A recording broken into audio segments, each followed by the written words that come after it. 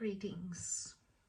So I just wanted to make a simple video to talk about healing stories that I have encountered in my own practice with these many divine women that I get to work with, that trust me, that really want to do the work to free themselves up, which is with ease, grace and flow.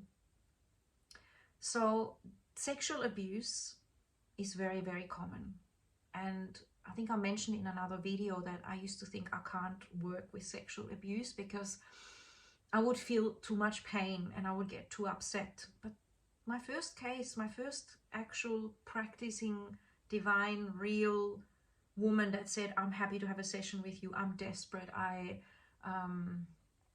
I've tried everything and I just don't know how to go on. I've really tried everything and I want to give up. She said, I want to give you a go. She had severe sexual abuse and and heaps of family problems and huge trauma, physical, emotional, mental.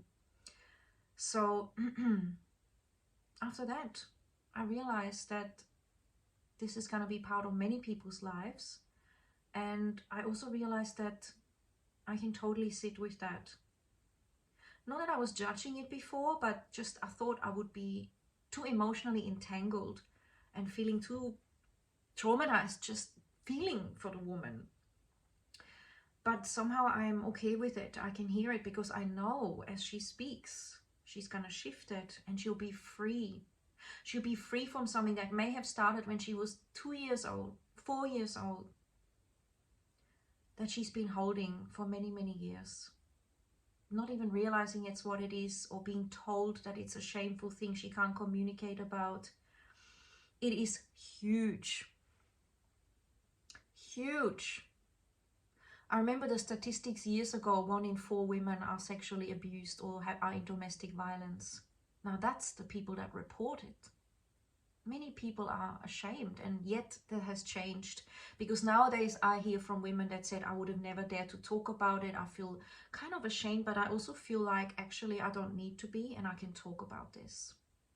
So women are on the rise, waking up so deeply and realizing that they are pure and innocent and programmed, and that it's absolutely essential that we talk about this, and it is safe and it is freeing and liberating like nothing else. And we are as a collective moving into that. Child abuse, sexual abuse, anything like this is all gonna have to drop and is gonna be exposed and healed and forgiven and seen for what it was. It's usually familial, it's being carried through for a long time.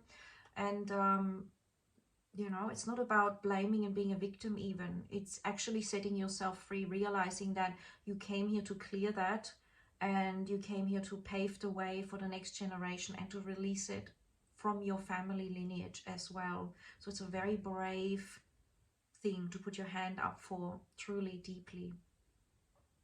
So sexual abuse often comes also with negative entities, because when we're abused and oppressed and suppressed, our energetic field is kind of weak, broken. And often people that perform sexual abuse have those entities in them as well, and it could be from before. Because it's actually something that's not a very natural thing to do if you are a good person or you're in your heart. It's something in that human that's already damaged, broken, infected, so to speak, with a negative vibrational field of consciousness. It depends what label you want to use. And those entities actually more and more want to be let go of. They cause a lot of havoc in people's lives. They cause havoc in women's lives, feeling sexually like they're either promiscuous or completely shut down, attracting the wrong guy, feeling, you know, completely never met in that way. And so that trauma can carry through, because it is a sacred way to connect to who you're with, and it can sabotage all the relationships.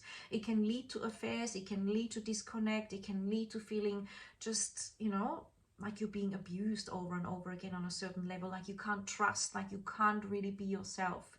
So Many women I've met have gone back into that and released it without any trauma, because what we do is, again, there was a woman who was attracting all the wrong guys. She was being used for sex, or she was feeling unsatisfied in all her sexual experiences.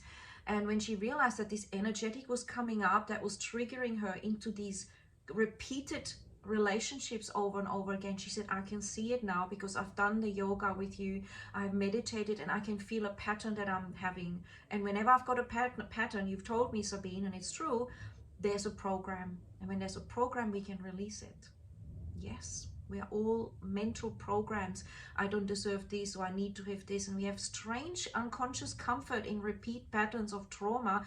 And these will keep coming forward until we release them. We've enrolled in this lifetime to release them. And so they will keep coming up until we really realize we deserve better.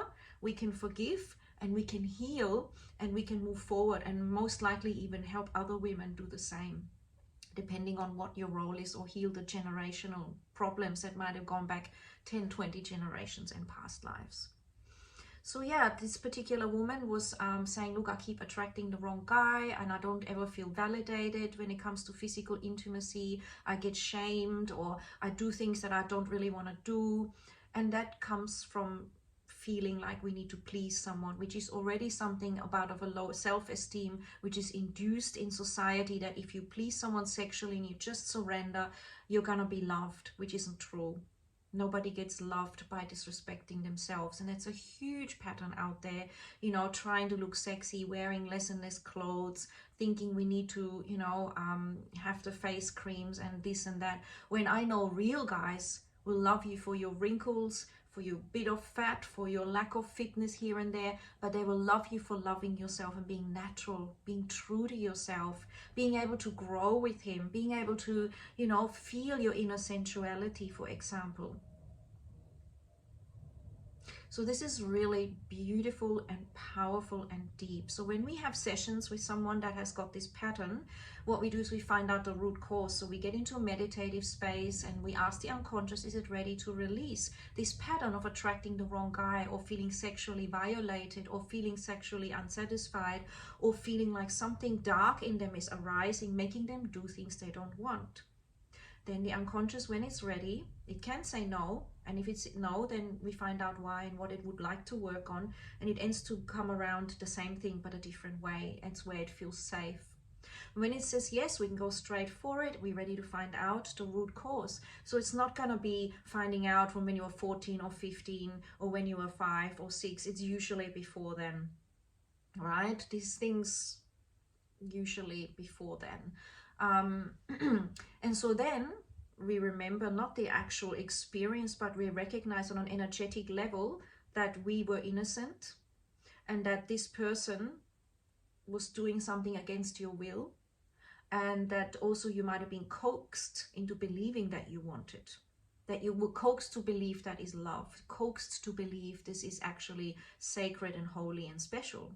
And some men out there are still doing that. There are people out there, horrifically enough, as yoga teachers, as actual, you know, role models out there, saying this kind of thing. This is our special connection. This is how we love each other, and become boundless, just trust. When the woman, because she's been abused sexually before, isn't in touch with that real no anymore.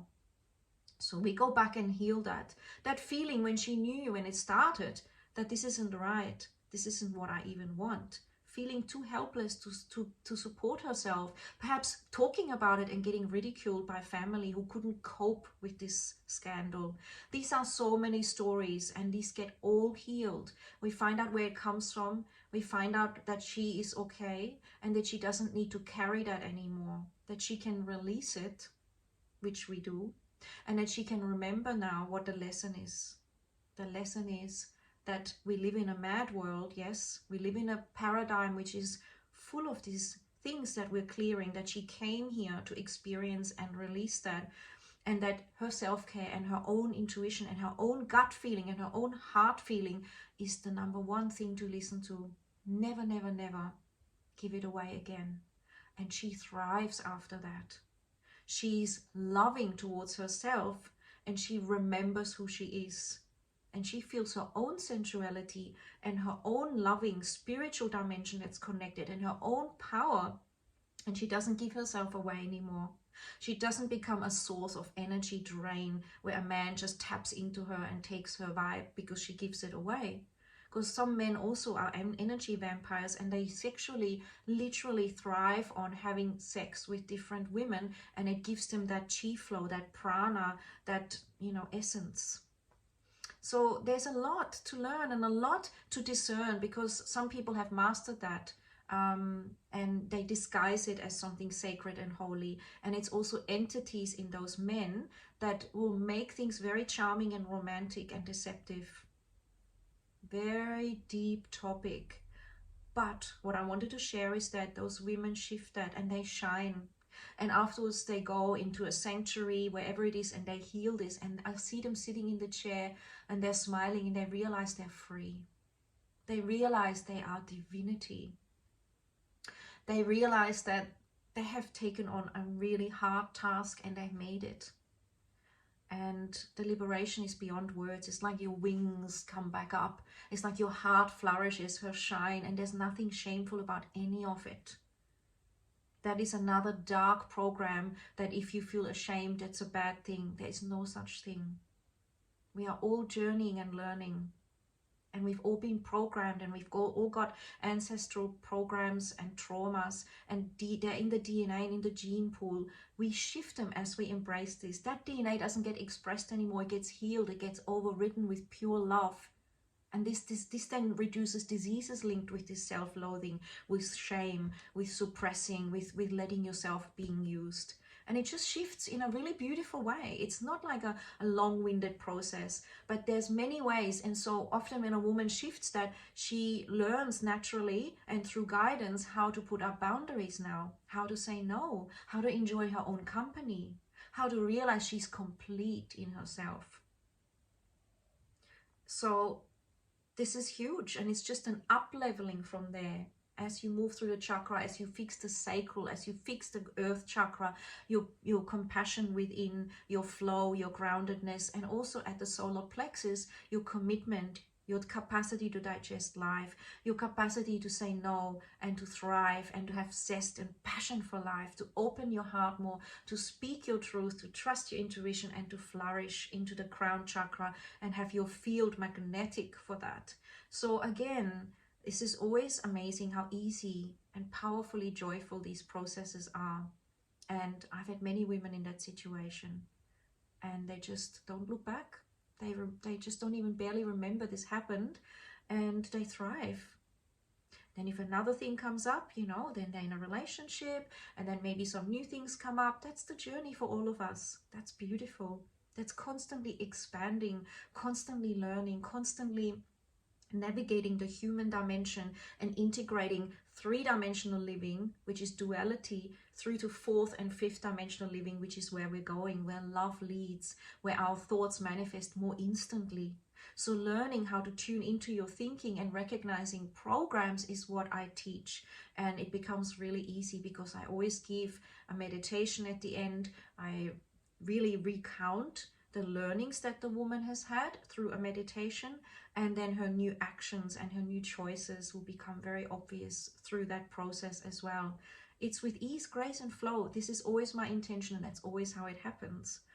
So again, sometimes it takes a few sessions. Sometimes it takes one session to go into self-love and realizing there was a past life where she was a nun and she decided to be completely, dedicated to God.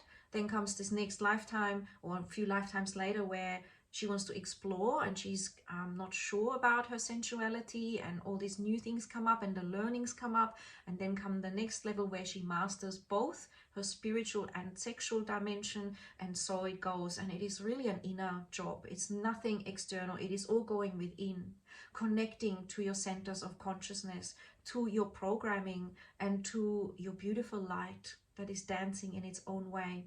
And when you're ready, you know it. When you're ready to let go of this and live differently, you know it. And I'm here. I work with people internationally, nationally, locally, through Zoom calls.